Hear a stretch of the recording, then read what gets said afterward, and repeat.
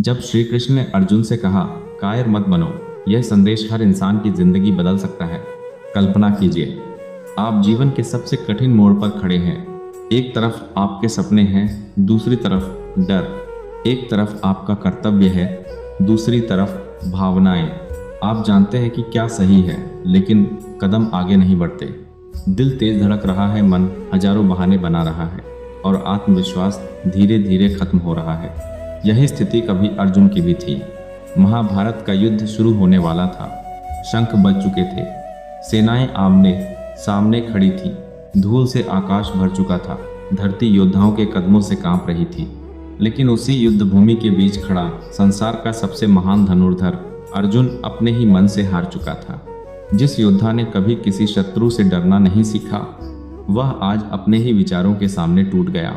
उसके हाथ कांपने लगे, गांडीव हाथ से ढीला पड़ गया, शरीर कमजोर हो गया, आंखों में आंसू भर आए। वह युद्ध नहीं करना चाहता था। उसे अपने सामने शत्रु नहीं दिखाई दे रहे थे, उसे अपने गुरु दिखाई दे रहे थे, अपने दादा भीष्म दिखाई दे रहे थे, अपने भाई, रिश्तेदार और मित्र दिखाई दे रहे थे। उसका हृदय दया से भर गया।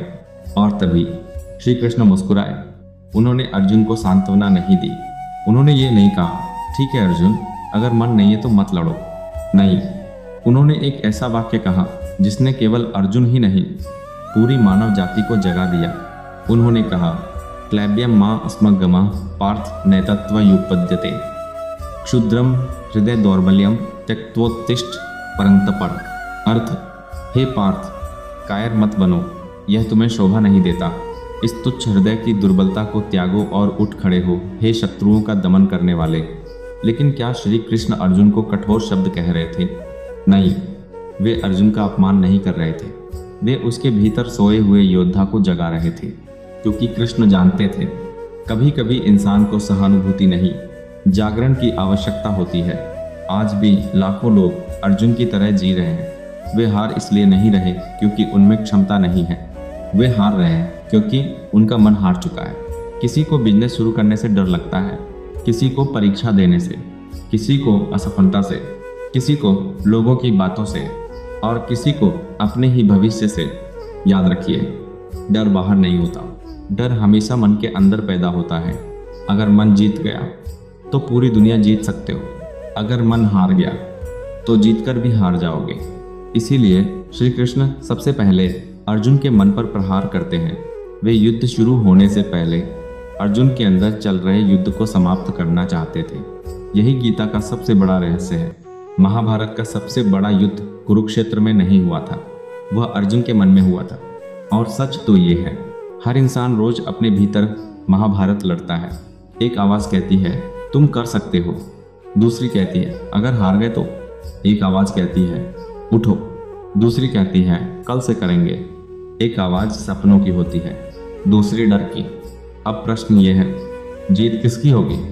जिसे तुम सुनोगे। यही कारण है कि श्री कृष्ण अर्जुन से कहते हैं, क्षुद्रम हृदय दौर्बल्यम त्यक्त्वा, अर्थात अपने हृदय की कमजोरी को छोड़ दो। ध्यान दीजिए, श्री कृष्ण ने यह नहीं कहा कि तुम्हारे सामने जो समस्या है उसे छोड़ दो। उन्होंने कहा, कमजोरी छोड़ दो, क्योंकि समस्या नहीं, कमजोर मन इंसान को हराता है। चमुने, कमजोर मन इंसान को हराता है। एक ही परिस्थिति में एक व्यक्ति टूट जाता है और दूसरा इतिहास बना देता है। अंतर परिस्थिति का नहीं, मन का होता है। यही कारण है कि इतिहास उन्हीं लोगों को याद रखता है जिन्होंने डर के बावजूद कदम बढ़ाया।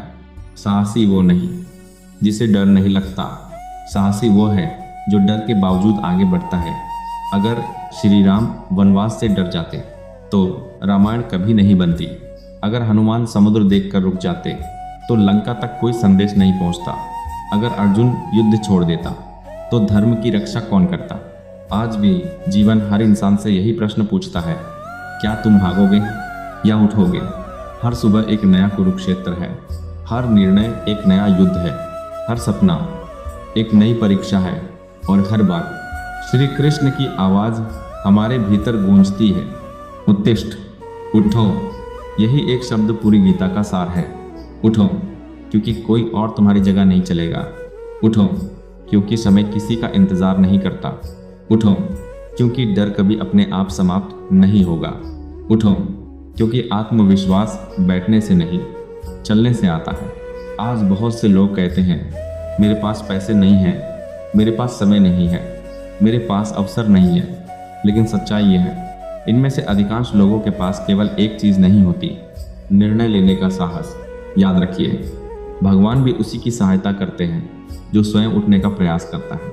गीता हमें यह नहीं सिखाती कि जीवन में कठिनाइयाँ नहीं आएंगी। गीता यह सिखाती है कठिनाइयों के सामने झुकना मत, क्योंकि जब मनुष्य अपने कर्तव्य के लिए खड़ा होता है तब पूरी प्रकृति उसका साथ देने लगती है। आज यदि आप जीवन में संघर्ष कर रहे हैं, यदि लोग आपका मजाक उड़ा रहे हैं, यदि असफलताएं लगातार मिल रही हैं, यदि आपको लगता है कि अब आगे कुछ नहीं बचा, तो बस एक बार इस श्लोक को याद करिए। क्लेबियम माँ इसमें गम पार्थ, कायर मत बनो, मुत उता मुत कमीना। तुम्हारा जन्म हार मानने के लिए नहीं हुआ, तुम्हारे भीतर भी वही चेतना है जो अर्जुन के भीतर थी। अंतर केवल इतना है, क्या तुम अपने भीतर बैठे कृष्ण की आवाज़ सुनते हो या अपने डर की? जीवन बदलने के लिए कभी कभी केवल एक निर्णय पर्याप्त होता है, और वह निर्णय है आज, अभी, यहीं से उठ खड़े होने का। क्योंकि जो व्यक्ति अपने भय पर विजय पा लेता है